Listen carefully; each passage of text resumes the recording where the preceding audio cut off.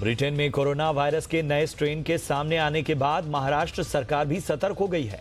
राज्य सरकार ने आज रात से 5 जनवरी तक सभी महानगर पालिका क्षेत्रों में नाइट कर्फ्यू लगा दिया है। कर्फ्यू रात 11 बजे से सुबह 6 बजे तक लागू रहेगा।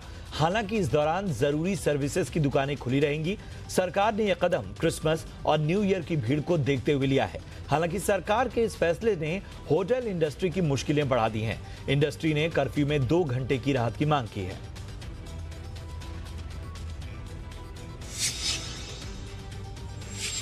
वैक्सीन को लेकर एक अच्छी खबर सामने आई है। सूत्रों के मुताबिक दिसंबर के आखिरी हफ्ते में कोरोना वैक्सीन की पहली शिपमेंट दिल्ली पहुंच जाएगी। हालांकि अभी साफ नहीं है कि कोरोना वैक्सीन की पहली खेप किस कंपनी की होगी। माना जा रहा है कि साल के अंत में या जनवरी में वैक्सीन भारत आ जाएगी। सूत्रों के मुताबिक दिल्ली के राजीव गांधी अस्पताल में वैक्सीन को रखने की तैयारियां पूरी कर ली गई हैं। वैक्सीन के लिए नया कोल्ड स्टोरेज भी तैयार करने का काम पूरा हो चुका है।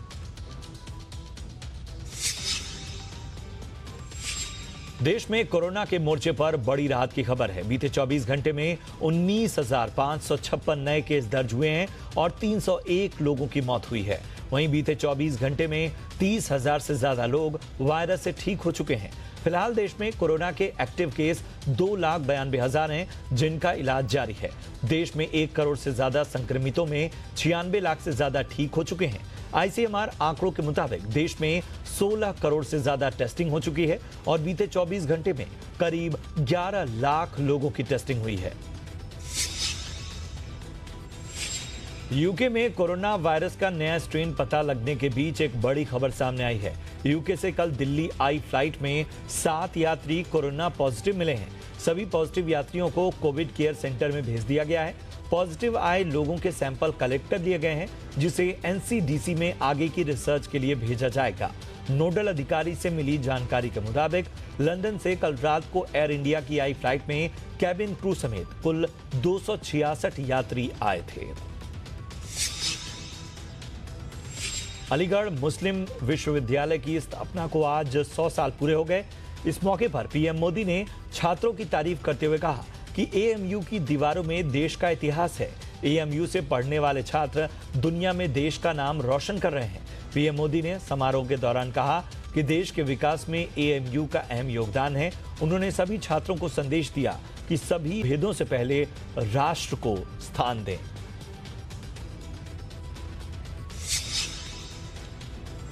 आज AMU से तालीम लेकर निकले सारे लोग भारत के सर्वश्रेष्ठ स्थानों पर और संस्थानों में नहीं, बल्कि दुनिया के सैकड़ों देशों में छाए हुए हैं।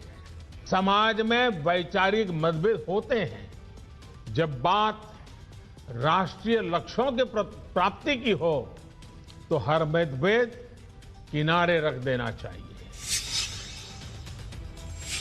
AMU के शताब्दी दिवस के मौके पर आयोजित कार्यक्रम में पीएम ने लोकल फॉर वोकल के लिए भी अपील की। पीएम ने कहा कि वोकल फॉर लोकल के लिए अभी बहुत कुछ किया जाना बाकी है। इसे लेकर अगर AMU से सुझाव मिले, AMU के पूर्व छात्रों के सुझाव मिले तो उन्हें बेहद खुशी होगी।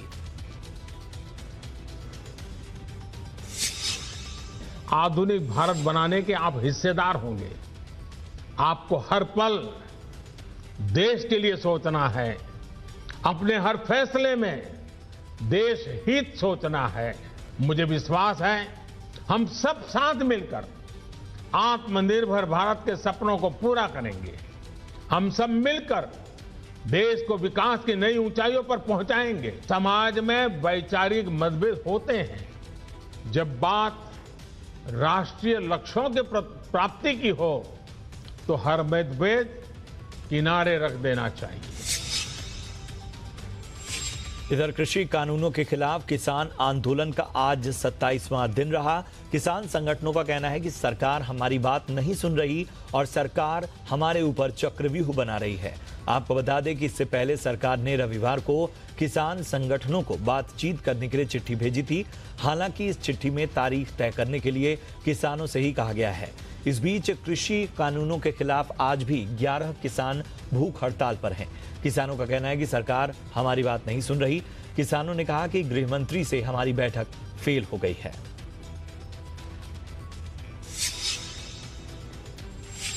किसान आंदोलन पर कृषि मंत्री नरेंद्र तोमर ने बातचीत की एक बार फिर से बात दोहराई।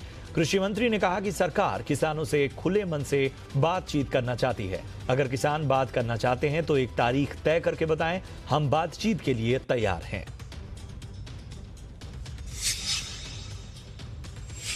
किसान आंदोलन के मुद्दे पर गांधीवादी अन्ना हजारे ने भी केंद्र सरकार के खिलाफ मोर्चा खोल दिया है।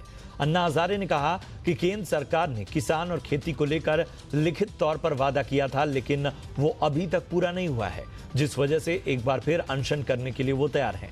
हालांकि अन्ना हजारे का अनशन कब और कहां पर होगा, ये अभी तय नहीं है। अन्ना हजारे ने कहा कि ये अनशन उनकी जिंदगी का अंतिम अनशन होगा। बीजेपी ने डीडीसी चुनाव में नेशनल कॉन्फ्रेंस और पीडीपी जैसे क्षेत्रीय दिग्गजों को पछाड़ते हुए घाटी में पहली बार जीत दर्ज की है। बीजेपी के एजाज हुसैन ने श्रीनगर के खोमोह सीट से तो एजाज अहमद खान ने तुलैल सीट पर जीत दर्ज की। इस चुनाव में गुपकार गठबंधन को भारी सफलता मिली, जबकि बीजेपी सबसे बड़ी पार्टी बनकर उभरी। कांग्रेस तीसरे स्थान पर रही।